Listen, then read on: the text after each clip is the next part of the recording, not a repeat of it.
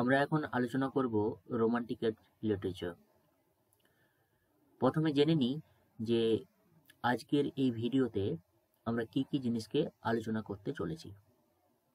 আমরা romantic age লিটারেচারের background সম্বন্ধে জানব, রোমান্টিক এজ লিটারেচারের যে ক্যারেক্টারিস্টিক্স সেগুলো সম্বন্ধে জানব, আর এই যে রাইটারগুলো এই স্ক্রিনের মধ্যে দেওয়া হলো এই রাইটারগুলোর ডিটেলস আলোচনা করব।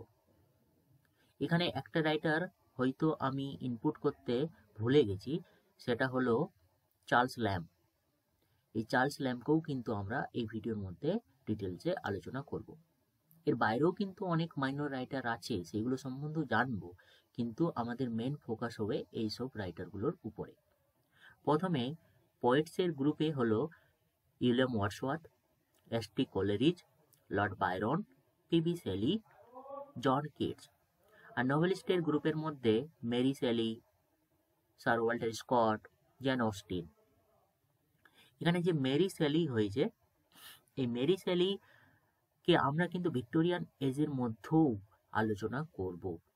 Essayist and critics William Hazlitt, Thomas De Quincey, এরা কিন্তু এসেইস্টের মধ্যে পড়ে।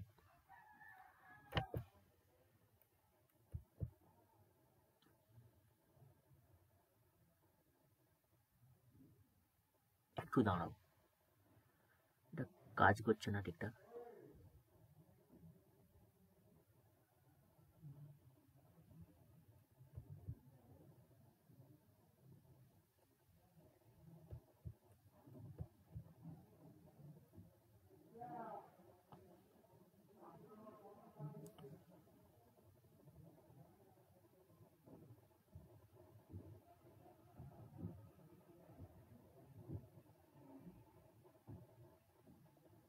হ্যাঁ, এইখানে হয়েছে। ওকে,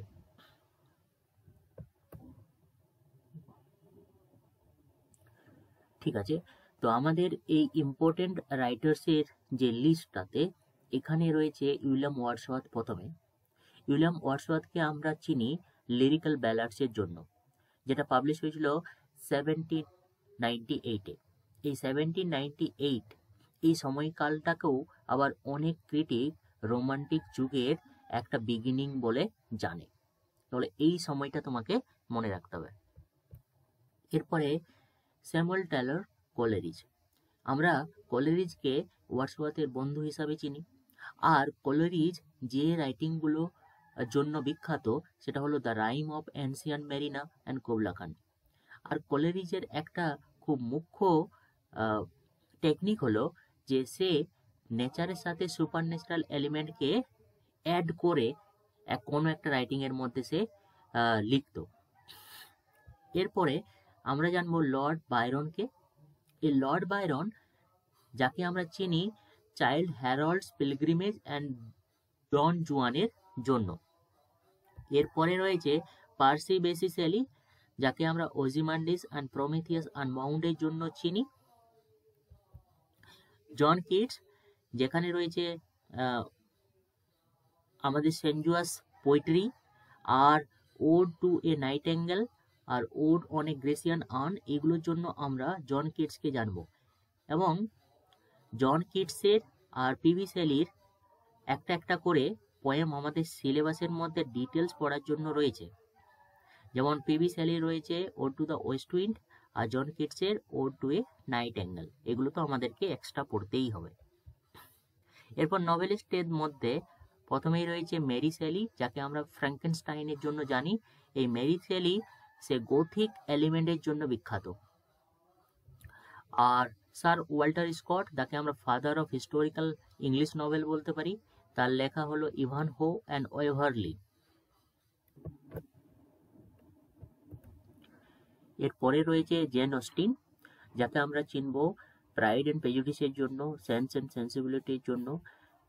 তিনি তার রাইটিংয়ের মধ্যে romantic ideas and domestic theme use করত। এরপরে এসেইস্ট অ্যান্ড ক্রিটিক্স রয়েছে, যেখানে উইলিয়াম হ্যাজলিট রয়েছে, আর থমাস ডে কুইন্সি রয়েছে।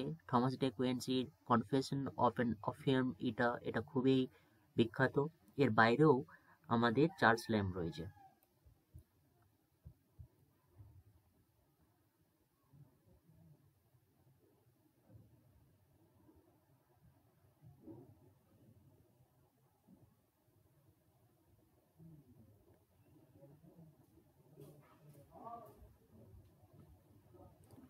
এরপরে জানবো আমরা characteristics of the romantic age in literature.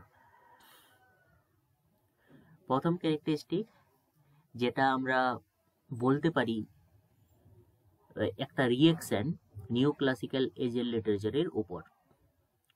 যেমনটা নিউ ক্লাসিক্যাল এজের লিটারেচার রিজন অ্যান্ড রেশনালিটিকে প্রাধান্য দিত, আমাদের রোমান্টিক এজের লিটারেচার ইমোশন অ্যান্ড ইন্ডিভিজুয়ালিজমের উপর ফোকাস দেয়। এই এজের মধ্যে আমরা খুঁজে পাবো নেচারের প্রতি একটা ভালোবাসা, লাভ ফর নেচার, আর নেচারকে তারা ইন্সপিরেশন, উইজডম, স্পিরিচুয়াল সোলেস এইরকমভাবে পোর্ট্রে করেছে। এই এজের মধ্যে ইমাজিনেশন অ্যান্ড ক্রিয়েটিভিটির উপরেও অত্যন্ত ফোকাস করা হয়েছে। এখানে আমরা সুপার ন্যাচারাল আর গথিক থিমের যে একটা মিশ্রণ নেচারের সাথে, সেগুলো কিন্তু খুঁজে পাবো। স্পেশালি এসটি কোলেরিজ, মেরি শেলি, তারা কিন্তু গথিক অ্যান্ড সুপার ন্যাচারাল থিমের জন্য বিখ্যাত। এখানে আমরা পাবো রিজেকশন অফ ইন্ডাস্ট্রিয়ালাইজেশনকে তারা রিজেক্ট করছে, আর তারা ফোকাস করছে রুরাল অ্যান্ড ন্যাচারাল লাইফের উপর, সেটাও কিন্তু এই এজের একটা বৈশিষ্ট্য। আমরা এখানে পাবো আইডিয়ালাইজেশন অফ দ্য কমন ম্যানের গুরুত্ব তাদের রাইটিংয়ের মধ্যে, তারা কমন ম্যানকে তাদের মেন সাবজেক্ট হিসাবে তুলে ধরেছে। এরপরে এই এজের কিছুগুলো উল্লেখযোগ্য গ্রুপস, যে গ্রুপগুলো থেকে প্রায় আমাদের কোশ্চেন দেখা যায়। প্রথম হলো দ্য লেক পোয়েট। এই লেক পোয়েট, এই গ্রুপটার নাম হলো এই জন্যই, তারা সবাই লেক ডিস্ট্রিক্টে বাস করত। লেক ডিস্ট্রিক্ট হলো একটা ইংল্যান্ডের ডিস্ট্রিক্ট। আর এদের মেম্বার হলো William Wordsworth, Samuel Taylor Coleridge, Robert Southey. আর এরপরের গ্রুপ হলো দ্য বাইরনিক সার্কেল। এই বাইরনিক সার্কেল গ্রুপটা তৈরি হয়েছে যারা বাইরনের দ্বারা ইনফ্লুয়েন্সড হয়ে লেখালেখি করত। এবং বাইরনের দ্বারা কিভাবে ইনফ্লুয়েন্স হয়েছিল, তাদের মধ্যে একটা প্যাশনেট অ্যান্ড রিবেলিয়াস স্পিরিট তৈরি হয়েছিল, যেমনটা বাইরনের ছিল। আর এইখানে যে গ্রুপের মেম্বার, সেগুলোর মধ্যে লর্ড বাইরন তো আছেই, পিবি শেলি থাকবে, মেরি শেলি থাকবে, আর জন পলিডরি থাকবে। জন পলিডরিকে আমরা ভ্যাম্পায়ার লেখার জন্য জানি। এরপরে রয়েছে Cockney school or the poets of the Cockney school. Cockney একটা ডায়ালেক্টের নাম, আর এই গ্রুপের সাথে জড়িত হয়ে আছে যেসব রাইটার, তার মধ্যে লেই হান্ট আর জন কেটস, পিবি শেলি, এদের নাম উল্লেখযোগ্য। এরপরে এখানে আমরা জানবো ট্রান্সেন্ডেন্টালিস্ট। এটা কিন্তু যদিও একটা ইংলিশ গ্রুপ নয়, এটা আমেরিকান মুভমেন্ট, কিন্তু এই এজের মধ্যে শুরু হয়েছিল, সেই জন্য আমি এখানে এর নামটা তুলে ধরেছি। এর মেম্বার হলো Ralph Waldo Emerson, Harry David Thoreau, Margaret Fuller, Walt Whitman, এইসব রাইটারগুলো এই গ্রুপের মধ্যে ফেমাস। এরপরে গথিক রাইটার্স। এই গথিক রাইটার্স তারা গথিক থিমের উপর লেখালেখি করত, আর এই রাইটিংগুলোর মধ্যে গথিক প্লাস রোমান্টিসিজমকে মিক্স করা হয়েছে। এদের মধ্যে Mary Shelley, and Radcliffe, Matthew Lewis, Edgar Allan Poe, তিনি আমেরিকান, তারাই ছিল গথিক রাইটার। এরপরে যেসব মুভমেন্টগুলো এই এজকে ইনফ্লুয়েন্স করেছিল, সেসব মুভমেন্টগুলোকে আমরা জানবো। প্রথমেই থাকবে দ্য ফ্রেঞ্চ রেভলিউশন, এর টাইম লাইনটা মনে রাখবে। এরপরে রয়েছে দ্য ইন্ডাস্ট্রিয়াল রেভলিউশন, যেটা শুরু হয়েছিল লেট 18th সেঞ্চুরিতে আর 19th সেঞ্চুরি পর্যন্ত চলেছিল।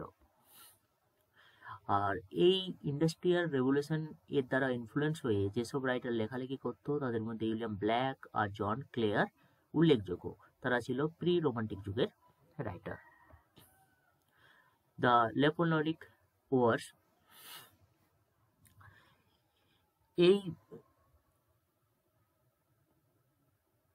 এই ব্যাকগ্রাউন্ডে আমাদের একটি রাইটার জন বায়রন, সে কিন্তু লেখালেখি করেছিল এবং তার লেখার মধ্যে আমরা political turmoil, heroism, individual struggle, revolution এগুলো খুঁজে পাবো। এরপর রয়েছে আমেরিকান রেভলিউশন, যেটাও কিন্তু আমাদের রোমান্টিক যুগের রাইটারগুলোকে অনেকখানি প্রভাবিত করেছিল। এরপরে রোমান্টিক যুগের যে রাইটারগুলো জেনারেশন, সেগুলো কিন্তু আমরা জানবো। এখান থেকে মাঝে মধ্যে কোয়েশ্চেন চলে আসে, যেমনটা হলো ফার্স্ট জেনারেশন পয়েটস, যেগুলোর মধ্যে উইলিয়াম ওয়ার্ডসওয়ার্থ রয়েছে, স্যামুয়েল টাইলার কোলরিজ রয়েছে, রবার্ট সাউথে রয়েছে।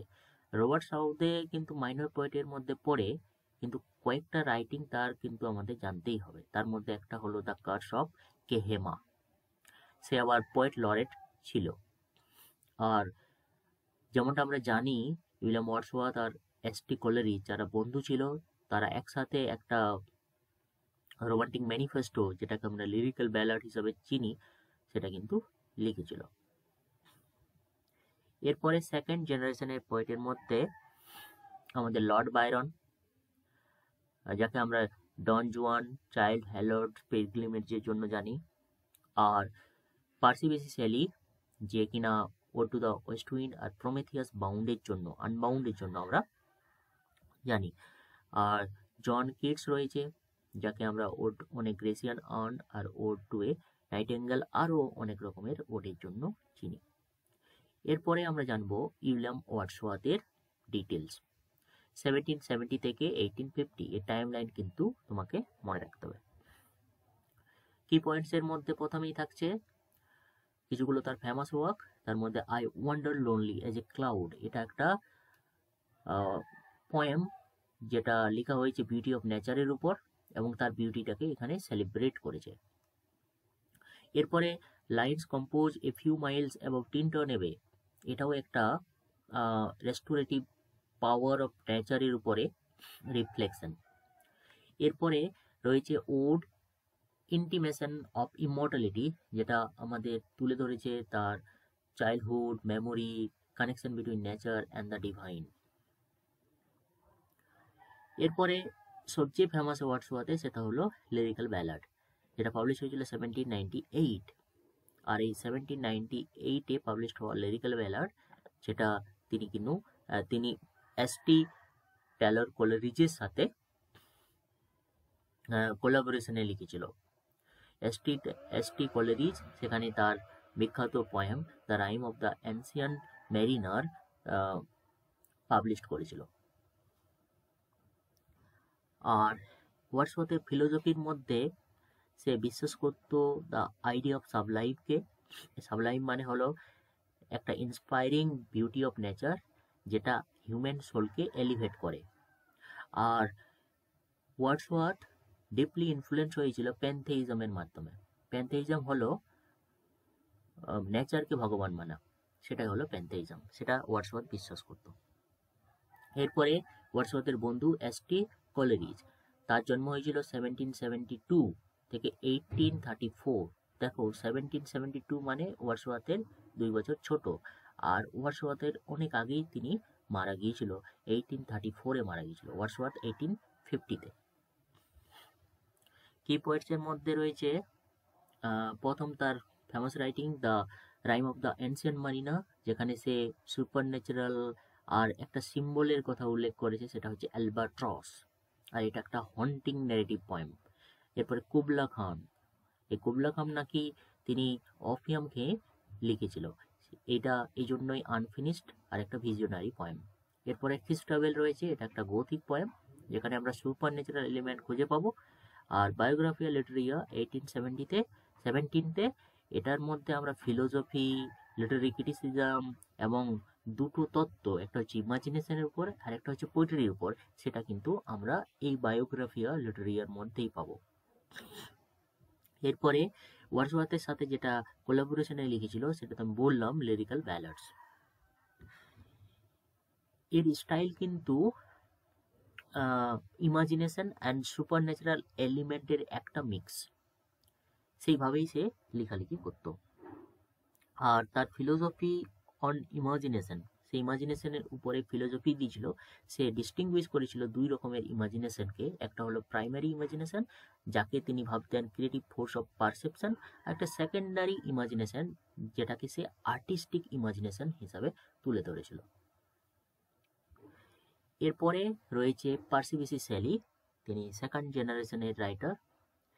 তার কিছুগুলো রাইটিং, তার মধ্যে ওজিমান্ডিস রয়েছে, যেটা কিন্তু একটা পাওয়ারফুল সনেট, যেখানে কি করা হয়েছে impermanence of power and inevitable decay of human অ্যাচিভমেন্টকে তুলে ধরেছে। প্রমেথিয়াস আনবাউন্ড একটা লিরিক্যাল ড্রামা, যেখানে সে একটা গ্রিক মিথকে বর্ণনা করেছে।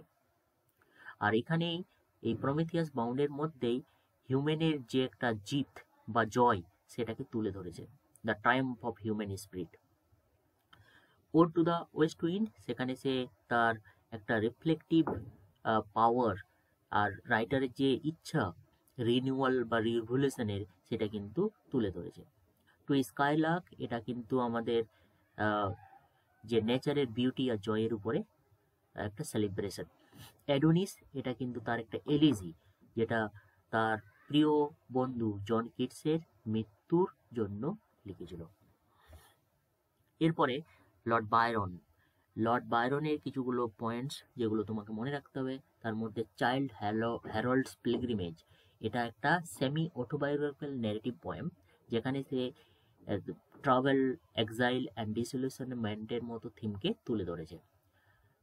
ডন জুয়ান রয়েছে, সেখানে সে একটা লাভ, সোসাইটি অ্যান্ড মরালিটির মতো যে ব্যাপারগুলো সমাজের সেগুলোকে তুলে ধরেছে, এটা একটা স্যাটারিক্যাল এপিক পোয়েম।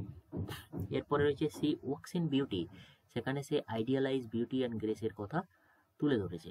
এরপরে রয়েছে দ্য জিয়াওর, এটা একটা ওরিয়েন্টাল টেল, যেখানে সে যখন সে ট্রাভেল করেছিল মেডিটেরিয়ান সিতে সেই সময় ইন্সপায়ার হয়ে লিখেছিল।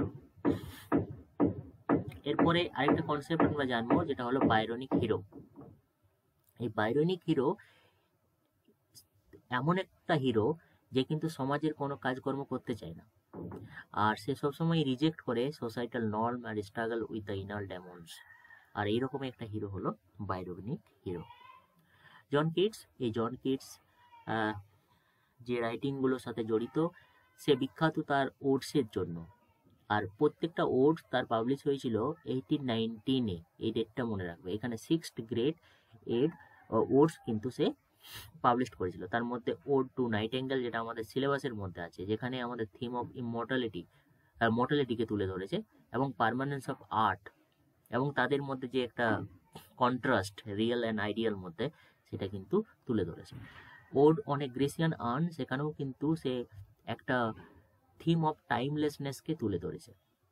আর এই ওড অন এ গ্রেসিয়ান আর্নের মধ্যে একটা বিখ্যাত line beauty is truth beauty, এই লাইনটা আছে।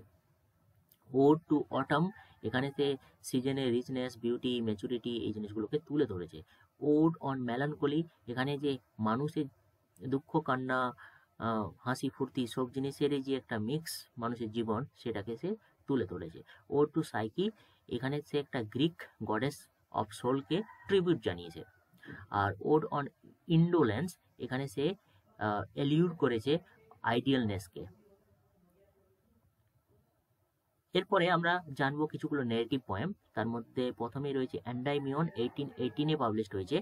এখানে একটা স্টোরি রয়েছে একটা শেফার্ডের যার এক্সটার্নাল লাভের জন্য। আর এই পোয়েমের মধ্যে একটা বিখ্যাত লাইন, যেটা a thing of beauty is joy for ever রয়েছে। ল্যামিয়া 1820-তে তার লেখা হয়েছিল। এটা এক ধরনের romance and tragedy. The eve of saint Agnes, যেটা পাবলিশ হয়েছিল 1820, এখানে কিন্তু আমাদের রোমান্টিক লাভ রয়েছে, এবং কিছুগুলো ইয়ং লাভারের মধ্যে তারা কিন্তু একসময় পালিয়েছিল একটা শীতকালের রাত্রির সময়। এরপরে ইসাবেলা অথবা পট অফ বেসিল, যেটা পাবলিশ হয়েছিল 1820, এটাও কিন্তু একটা ট্রেজিক লাভ, যেটা আমাদের বেসড অন বকাসিও ড্যাকামেরন থেকে এই রাইটিংটা সে লিখেছিল। আর তার কিছুগুলো শর্টার পোয়েম রয়েছে, তার মধ্যে লাভ এন্ড ডেমস অফ মার্সি, যেটা পাবলিশ হয়েছিল 1819-এ। এটা হন্টিং ব্যালাড, এটা একটা মিস্টেরিয়াস থিমের উপর রচিত। এই লাভ এলডেন্স অফ মার্সির মানে হলো a woman without mercy, bright star. তারপরে আরেকটা রাইটিং আছে when I have fears that I may cease to be, 1818-এ তার লেখা হয়েছিল এটা। এরপরে আমরা জানবো মেরি শেলিকে। মেরি শেলি আমাদের কাছে পরিচিত ফ্রাঙ্কেনস্টাইনের জন্য। আর এই ফ্রাঙ্কেনস্টাইনের একটা সাবটাইটেল রয়েছে দ্য মডার্ন প্রমেথিয়াস, এটা পাবলিশ হয়েছিল 1818-এ। এটা একটা গোথিক ফিকশন তুমি বলতে পারো। এখানে একটা সায়েন্টিস্টের কথা উল্লেখ করা হয়েছে, তার নাম হচ্ছে ভিক্টর ফ্রাঙ্কেনস্টাইন। এরপরে রয়েছে ভ্যালপারজা, যেটা একটা হিস্টোরিক্যাল নভেল। আর এরপর রয়েছে লাস্ট ম্যান, একটা হচ্ছে ডিস্টোপিয়ান নভেল, যেটা আমাদের সেট হয়েছে in a future reversed by a plague, এইরকম সময়ে। এরপরে রয়েছে পার্কিং ওয়ারব্যাক, যেটা পাবলিশ হয়েছিল 1830, এটা একটা হিস্টোরিক্যাল নভেল। আর তারপরে রয়েছে ল্যাডর, এটাও কিন্তু একটা হিস্টোরিক্যাল, এটা হিস্টোরিক্যাল নভেল নয়, এটা সমাজের যে মেয়েদের অবস্থা সেগুলোকে তুলে ধরেছে। আর তারপরে ফ্যাকনার রয়েছে, এটা একটা তার ফাইনাল নভেল। আর এখানে theme of guilt, redemption, complex human নেচারকে তুলে ধরেছে। এরপরে আমাদের জেন অস্টিন, 1775 থেকে 1817। জেন অস্টিনের যেসব রাইটিংগুলো রয়েছে তার মধ্যে প্রথম হলো সেন্স অ্যান্ড সেন্সিবিলিটি, 1811-এ লেখা হয়েছিল। লেখা নয়, এটা পাবলিশড হয়েছিল। এখানে দুটো সিস্টার এলিওনর আর মেরিয়ানের মধ্যে যে তাদের যে সোসাইটির মধ্যে তাদের যে সমস্যা সেগুলোকে তুলে ধরেছে। আর প্রাইড অ্যান্ড প্রেজুডিস, যেটা 1813-এ পাবলিশ হয়েছিল। এখানে আমরা যে একটা রোমান্টিক লাভ খুঁজে পাবো এলিজাবেথ ব্যানেট অ্যান্ড মিস্টার ডার্সির মধ্যে। আর এই প্রাইড অ্যান্ড প্রেজুডিস আমাদের সিলেবাসের মধ্যে রয়েছে। ম্যানসফিল্ড পার্ক, এটা পাবলিশ হয়েছিল 1814-এ। এখানে আমাদের ফ্যানি প্রাইস বলে একটা পুয়ার গার্লের কথা উল্লেখ করা আছে। এরপরে এমা রয়েছে 1815-এ, যেটা আমাদের একটা comedic exploration of match making and self Discovery. এখানে আমরা যে ক্যারেক্টারটা পাবো সেটা হচ্ছে এমা উডহাউস। এরপরে রয়েছে নর্থাঞ্জার অ্যাবে, যেটা পোস্টুমাসলি পাবলিশড হয়েছিল। পোস্টুমাসলি মানে তার মৃত্যুর পরে। এখানে আমরা পাবো ক্যাথরিন মোরল্যান্ডকে। আর এটা একটা গোথিক নভেলের উপরে স্যাটায়ার, সেটা মনে রাখবে। আর পারসুয়েশন, এটা পোস্টুমাসলি পাবলিশ হয়েছিল 1817-এ। এখানে আমরা স্টোরি পাবো অ্যান এলিয়টের। আর তারপরে তার মধ্যে তার কাছে কিছুগুলো আনফিনিশড ওয়ার্কও আছে। তার আনফিনিশড ওয়ার্কগুলোর মধ্যে লেডি সুসান আর দ্য ওয়াটসন অ্যান্ড স্যান্ডিসন উল্লেখযোগ্য। এরপরে রয়েছে স্যার ওয়াল্টার স্কট, যাকে আমরা ফাদার অফ হিস্টোরিক্যাল ফিকশন বলতে পারি। তার রাইটিংগুলোর মধ্যে প্রথমেই রয়েছে ওয়েভারলি, 1814-এ পাবলিশড হয়েছিল। আর তারপরে রব রয়, 1817, এটাও একটা হিস্টোরিক্যাল নভেল। এরপরে দ্য হার্ট অফ মিডলোথিয়ান, 1818, এটা একটা রিয়টকে কেন্দ্র করে লেখা হয়েছিল, যেটা হয়েছিল এডিনবার্গে। এরপরে ইভান হো, 1819-এ, এটা একটা সিভারলিক রোমান্স। আর দ্য ব্রাইড অফ ল্যামামোর, 1819, এটা একটা tragic tale of love family conflict. এটা 17th সেঞ্চুরি যে স্কটল্যান্ডে সেখানে সেট করা হয়েছিল। ক্যানি কোল্ট রয়েছে, এটা এলিজাবেথান কোর্টের ইন্ট্রিগকে ফোকাস করেছে। আর পাইরেট বলে আরেকটা তার রাইটিং রয়েছে, সেখানে সে একটা অ্যাডভেঞ্চার আর রোমান্স দেখিয়েছে। আর এই গল্পটা সেট হয়েছিল অর্কনে বলে একটা আইল্যান্ডের উপর। আর এটা আবার নর্স লিজেন্ডের থেকে ইন্সপায়ার্ড হয়ে লিখেছে। নর্স লিজেন্ড হলো একটা জার্মানিক লিজেন্ড। এরপরে আছে কুইন্টাইন ডোরুড, এটা জানার দরকার নেই। তারপরে হচ্ছে দ্য তালিসম্যান, এটা কিন্তু সেট করা হয়েছিল দ্য থার্ড ক্রুসেডের সময়। এটা পাবলিশ হয়েছিল 1825-এ। এরপরে পোয়েট্রির মধ্যে লেডি অফ দ্য লেক রয়েছে, মার্মিয়ন রয়েছে। আর তারপরে রয়েছে আমাদের উইলিয়াম হ্যাজলিট। উইলিয়াম হ্যাজলিটকে আমরা চিনি টেবিল টকের জন্য, এটা অনেকগুলো এসের কালেকশন। আর স্পিড অফ দ্য এজ 1825 এটা খুবই ফেমাস, সেখানে সে influential figure of the time তাদেরকে তুলে ধরেছে, ওয়ার্ডসওয়ার্থ, কোলেরিজ অ্যান্ড বাইরনকে। লেকচার অন দ্য ইংলিশ পোয়েটসদের উপর লেকচার দিয়েছিল, তার মধ্যে রয়েছে Chaucer, Shakespeare and Milton. Lectures on the English comic রাইটার্সের উপরে তার একটা লেকচার রয়েছে। কমিক রাইটারের মধ্যে শেক্সপিয়ার, জনসন অ্যান্ড শেরিডানকে সে উল্লেখ করেছে। Characters of Shakespeare place 1870s, সেটা কিন্তু সাইকোলজিক্যাল অ্যান্ড শেক্সপিয়ারের যে সাইকোলজিক্যাল ডেপথ অ্যান্ড ক্যারেক্টার্সের যে এক্সপ্লোরেশন সেটা সে করেছিল এখানে। দ্য প্লেন স্পিকার, তারপর রয়েছে on the pleasure of hating, দেখো কেমন title, on the pleasure of hating 1826-এ সে মানুষের যে ডার্কার অ্যাসপেক্ট অফ লাইফ সেগুলোকে তুলে ধরেছে। এরপরে থমাস ডে কুইন্সিকে আমরা অফিয়ামিটার বলে জানি। আর থমাস ডে কুইন্সি তার বিখ্যাত রাইটিং 1821-এ পাবলিশ হয়েছিল, confession of an English opium এটার। এরপরে রয়েছে সে ম্যাকবেথের উপর একটা রাইটিং লিখেছিল, on the knocking at the gate of Macbeth 1823-তে। তারপরে দ্য ইংলিশ মেল কোচ 1849-এ। তারপর রয়েছে সাসপিসিয়া ডে প্রোফাউন্ডিস, এটা ইম্পর্টেন্ট কিন্তু, 1845-এ। এরপর রয়েছে লজিক অফ পলিটিক্যাল ইকোনমি 1844-এ।